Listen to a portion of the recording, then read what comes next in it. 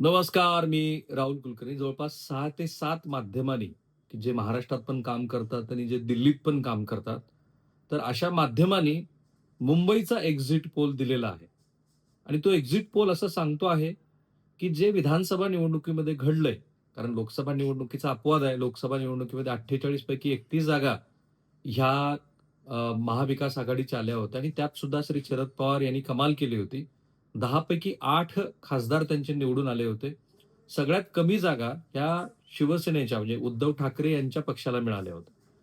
विधानसभा निवडणुकीमध्ये मात्र हे चित्र पालटलं आणि एम-एम-आर रिजनमध्ये महायुतीला म्हणजे शिवसेना आणि भाजपला घवघवीत असं यश मिळालं, संपूर्ण राज्यात जसं मिळालं तसं.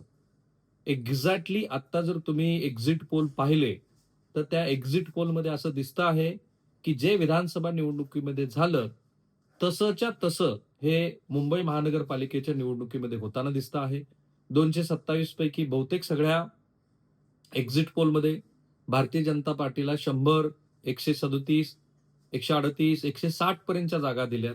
तर एकनाथ शिंदे यांच्या शिवसेनेला 25 पासून 38-40 पर्यंतच्या जागा दिल्यात.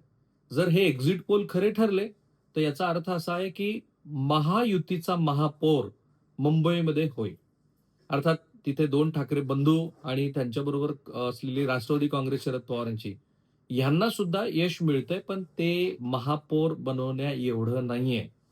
दोन्ही पक्षाच्या म्हणजे मनसे आणि शिवसेनेला उभाठा गटाला मिळून जास्तीत जास्त जागा ज्या दाखवल्या गेल्या त्या 75 आहेत. त्या सकाळच्या सर्व्हेमध्ये दिसतायत. पण बाकीच्या सर्व्हेमध्ये ॲक्सिस माय इंडिया असेल किंवा काही स्थानिक पातळीवरती केले गेलेले सर्व्हे असतील, काही दैनिकांचे सर्व्हे, काही चॅनलचे सर्व्हे, त्या सर्व्हेमध्ये असं दिसतं आहे, की ठाकरे बंधूंना अपेक्षित असं यश मिळालेलं नाहीये. आणखीन एक सगळ्यात महत्त्वाची गोष्ट, की हे का घडलं असं जर कोणी विचारलं, तर असं दिसतं आहे, की पूर्णच्या पूर्ण मराठी टक्का मतदानाचा जो अ, ठाकरे बंधूच्या बाजूनं जाईल असं वाटत होतं, तसं घडलेलं नाही. अर्थात तौलानिकदृष्ट्या बघितलं तर अ, राज ठाकरे यांचं बरोबर येणं हे उद्धव ठाकरे यांना फायदेशीर ठरलंय. पण काँग्रेस त्याच्यातनं वजा झालीये आणि म्हणून राज ठाकरे यांच्या बरोबर येण्यामुळं आणि ठाकरेंचे स्वतःचे कारण 20 पैकी 10 आमदार त्यांचे विधानसभा निवडणुकीत ते निवडून आले. ते मुंबईतनं निवडून आलेले आहेत. एका आमदाराच्या मतदारसंघामध्ये 5 आणि जास्तीत जास्त 6 नगरसेवक आहेत. 10 गुणिले 5 म्हणजे 50 नगरसेवक तर उद्धव ठाकरे यांचे असेही निवडून आलेले आहेत. त्यावेळेला काँग्रेसची मतं त्यांना मिळालेली होती. ती मतं आज काही प्रमाणामध्ये त्याची वजावट होताना दिसते आहे. स्पेशली 20 ते 22 अशा जागा आहेत, की जिथे वंचित आणि काँग्रेसनं आपले उमेदवारच दिलेले नाहीत. मग त्या ठिकाणी बहुधा ह्या दोन्ही पक्षाची मतं ही ठाकरे बंधूंच्या बाजूने गेलीत की काय असं मानावं, असं चित्र आहे. पण म्हणून सगळाच्या सगळा मराठी मताचा टक्का त्यांच्याकडे गेलेला नाही.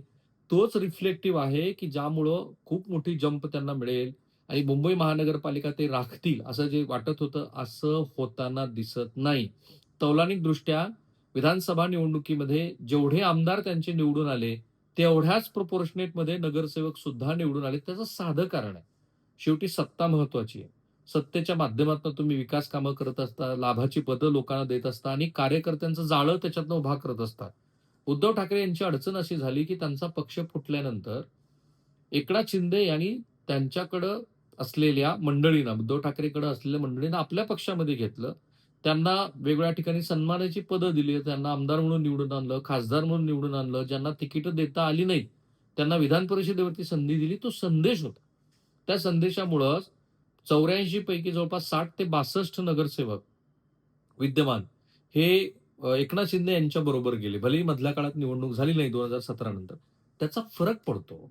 कारण हे जे लोक असतात त्यांच्याबरोबर छोटं-मोठं स्वतःचं काम आणि अधिक पक्षाचं त्यांनी त्यावेळेला काम केलेलं जे काही असेल ते बळ, ह्या सगळ्याचा एकत्रित परिणाम म्हणजे एकतर सत्ता, दुसरं पक्ष संघटन खिळखिळा होणं आणि तिसरं त्याच-त्याच मुद्द्यावरती लढल्या गेलेल्या निवडणुका. एकतर आता पिढी बदलली.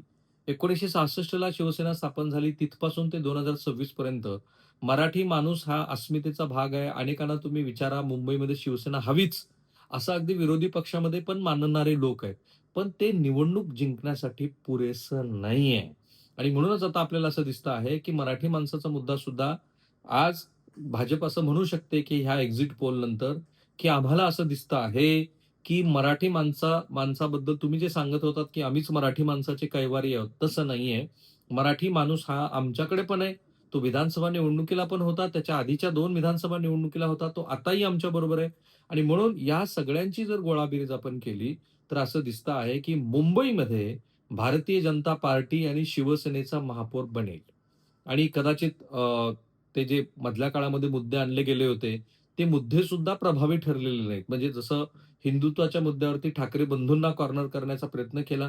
ठाकरे बंधूंनी तर असं सांगितलं, की "अभी नहीं तो कभी नहीं." जर आत्ता तुम्ही मुंबईत आम्हाला मतदान नाही केलं, तर मुंबई वाचणार नाही, मराठी माणूस वाचणार नाही. ह्यापैकी कोणतेही मुद्दे, जसं यांचे हिंदुत्वाचे मुद्दे आणि यांचा मराठी माणसाचा मुद्दा, हा मतदारांनी फारसा स्वीकारलेला नाही. आणखी जेव्हा प्रत्यक्षात निकाल लागतील, तेव्हा उत्तर भारतीयांच्या पॉकेट्समध्ये काय झालं, बिहारी मंडळींनी काय केलं, अण्णामलाई इथे आल्यानंतर दाक्षिणात्याच्या संदर्भात केलेलं वक्तव्य, त्यानंतर श्री रवींद्र चव्हाण यांनी लुंगी घालून फिरणं, त्याच्यावरती केलेली संजय राऊत यांनी टीका, ह्या सगळ्याचा प्रत्यक्षात त्या कॉन्स्टिट्युएन्सीमध्ये काय फरक पडलाय? खास करून मराठी बहुल जो भाग आहे, त्या ठिकाणी नेमका काय फरक पडलाय याचं विश्लेषण आपण करू. पण आत्ताच्या या एक्झिट पोलचा सरळ-सरळ अर्थ असा आहे, की जे विधानसभा निवडणुकीमध्ये झालं, तेच मुंबई म्युनिसिपल कॉर्पोरेशनच्या निवडणुकीमध्ये झालेलं आहे. एकनाथ शिंदे यांनी जागा कमी लढवल्या होत्या. त्या जागांच्या तुलनेमध्ये त्यांना आलेलं यश हे 30%च आहे. पण ते 30%चं यश सुद्धा त्यांना फायदेशीर आहे. कारण शिवसेना कोणाची? जर कायदेशीरदृष्ट्या आज शिवसेना एकनाथ शिंदे यांची आहे. पण उद्धव ठाकरे म्हणत नाहीत. ते शहासेना म्हणतात किंवा आमच्याकडनं हिरावून घेतलेला पक्ष म्हणतात. पण जर आता तिसऱ्या निवडणुकीमध्ये, कारण महायुतीमध्ये पण बघा, की सगळ्यात जास्त यश लोकसभा निवडणुकीमध्ये यश तुलनेनं इतर 2 पक्षाच्या एकनाथ शिंदेच्या शिवसेनेला मिळालं होतं. विधानसभा निवडणुकीमध्ये सुद्धा त्यांचा स्ट्राईक रेट हा उत्तम राहिला. नगरपालिका निवडणुकीमध्ये पण तो उत्तम राहिला आणि जिथे शिवसेना जन्मली, जिथे ती वाढली, त्या ठिकाणी जर शिंदेचे 30-35 नगरसेवक निवडून येत असतील, तर शिंदे उद्या म्हणू शकतात किंवा म्हणतील, जर हे एक्झिट पोल असेच्या असे खरे ठरले तर, की बघा आता शिवसेना कोणाची याचा निकाल तर मुंबईकरांनी पण दिला आणि मग हळू-हळू त्याचे महाराष्ट्राच्या आणि देशाच्या आणि त्यांच्या शिवसेना अंतर्गत असलेल्या आणि भाजपबरोबरचे त्यांच्या इक्वेशनमध्ये पण बरेच मोठे फरक पडतील आणि त्या फरकाचा संदर्भ घेऊन पुढं ते राजकारण करत राहतील. आज दिवसभर ज्या काही घडामोडी घडल्या, त्या घडामोडीच्या संदर्भामध्ये आजच विरोधी पक्ष खास करून दोन्ही ठाकरे बंधूंनी म्हटलं, की ही निवडणूक ही कॉम्प्रोमाईज करून, यंत्रणांचा गैरवापर करून ती लढली गेलेली आहे. मतदारांना म्हणजे शाई जी बोटावरची निघते आहे, तो तर मुद्दा अजूनही ट्रेंडिंगमध्ये आहे. लोक त्याच्याबद्दल बोलतायत.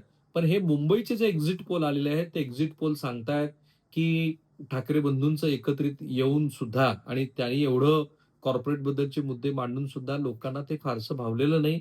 पूर्वीचाच भारतीय जनता पार्टीचा जो काही विकासाचा अजेंडा असेल किंवा त्यांनी केलेली हिंदुत्वाची पेरणी आहे, त्या पेरणीवरती मराठी माणूस सुद्धा त्यांच्या बाजूने जो झुकलाय, जो मूळचा बाळासाहेब ठाकरेंचा विचार आहे, त्या विचारालाच लोकांनी कौल दिला आणि त्याप्रमाणेच या निवडणुकीचे निकाल आलेले आहेत आणि ते दिसतात आपल्याला रिफ्लेक्टिव्हली ह्या आकड्यातनं, की एक्झिट पोल सांगतायत मुंबईमध्ये शिवसेना आणि भारतीय जनता पार्टीचंच महापौर पदी येणं हे निश्चित आहे आणि त्याप्रमाणे ते घडताना दिसतं आहे आणि याचा परिणाम महाराष्ट्राच्या आगामी राजकारणावरती होईल.